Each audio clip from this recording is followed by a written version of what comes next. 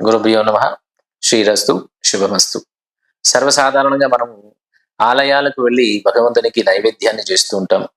ఏ పండును నైవేద్యం చేస్తే ఎలాంటి లాభం మనకు కలుగుతుంది అనేటువంటిది ఇప్పుడు మనం తెలుసుకుంటాం.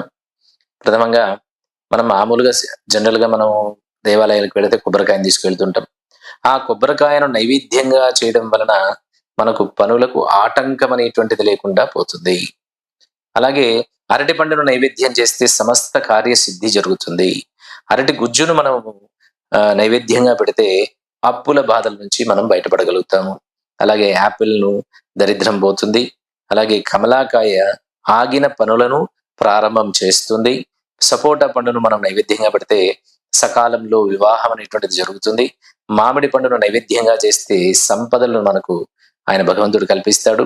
పనస పండును మనం నైవేద్యంగా పెడితే శత్రు సంహారాన్ని చేస్తుంది. శత్రువుల పైన విజయాన్ని మనకు కలిగిస్తుంది. అలాగే ద్రాక్ష పండు సుఖ సంతోషాలను, అష్ట ఐశ్వర్యాలను మనకు ప్రసాదిస్తుంది. శనిదేవునికి ప్రత్యేకంగా నేరేడు పండును పెడితే మనకు ఉన్నటువంటి కీళ్ల నొప్పులు గాని, కాళ్ళ నొప్పులు గాని, ఎముకలకు సంబంధించిన ప్రతి విషయంలోనూ మనకు ఆ నొప్పుల్ని మనకు తగ్గిస్తుంది. కాబట్టి దీన్ని ఆచరణలో పెట్టుకుంటూ మీ యొక్క అభిప్రాయాలను మాకు తెలపాలని ఎస్ఎస్ఎన్ ఆస్ట్రో ప్రేక్షకులందరికీ నా ధన్యవాదాలు. శ్రీధర్ చిటికల.